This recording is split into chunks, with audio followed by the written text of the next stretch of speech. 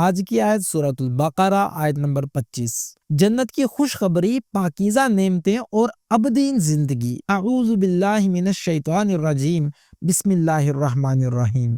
اللہ سبحانہ و تعالیٰ نے ارشاد فرمایا، وَبَشِّرِ الَّذِينَ آمَنُوا وَعَمِلُوا الصَّالِحَاتِ أَنَّ لَهُمْ جَنَّاتٍ تَجْرِي مِن تَحْتِهَا الْأَنْهَارُ كُلَّمَا رُزِقُوا مِنْهَا مِن ثَمَرَةٍ رِزْقًا قَالُوا هَذَا الَّذِي رُزِقْنَا مِن قَبْلُ وَأُتُوا بِهِ مُتَشَابِهًا وَلَهُمْ فِيهَا أَزْوَاجٌ مطهرة وهم فيها خالدون۔ صدق اللہ العظیم۔ یعنی اور ایمان والوں اور نیک عمل کرنے والوں کو جنت کی خوشخبریاں دو جن کے نیچے نہریں بہہ رہی ہیں۔ جب کبھی وہ پھلوں کا رزق دیے جائیں گے اور ہم شکل لائے جائیں گے تو کہیں گے یہ وہی ہے جو ہم اس سے پہلے دیے گئے تھے، اور ان کے لیے بیویاں ہیں صاف ستھری، اور وہ ان جنتوں میں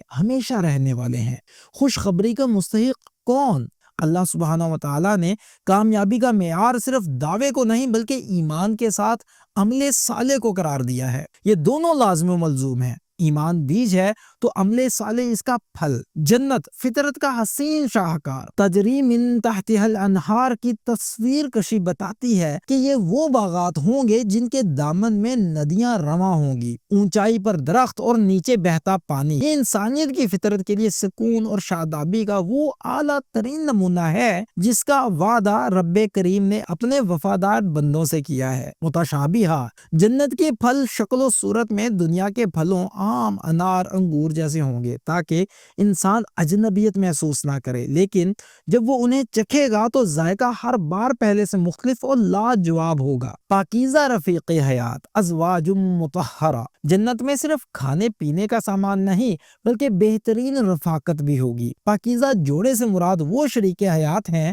جو ہر طرح کی ظاہری غلاظت اور باطنی کینہ و کجی سے پاک ہوں گے۔ عملی طور پر ہم اس آیہ مبارکہ کو اپنی زندگی میں کیسے لا سکتے ہیں؟ ایمان کو عمل کا لباس پہنائیے۔ صرف زبان سے ماننا کافی نہیں، اپنے عمل سے ثابت کریں کہ آپ اس عظیم خوشخبری کے امیدوار ہیں۔ جنت پاکیزہ لوگوں کا گھر ہے۔ اپنے اخلاق اور خیالات کو دنیا میں پاک کرنے کی کوشش کریں تاکہ وہاں مطہرہ رفاقت کے قابل بن سکے۔ اے اللہ، ہمیں ان لوگوں میں شامل فرما جن کے لیے یہ خوشخبریاں نازل کی گئی ہیں۔ ہمیں ایمان کامل اور عمل صالح کی توفیق عطا فرما۔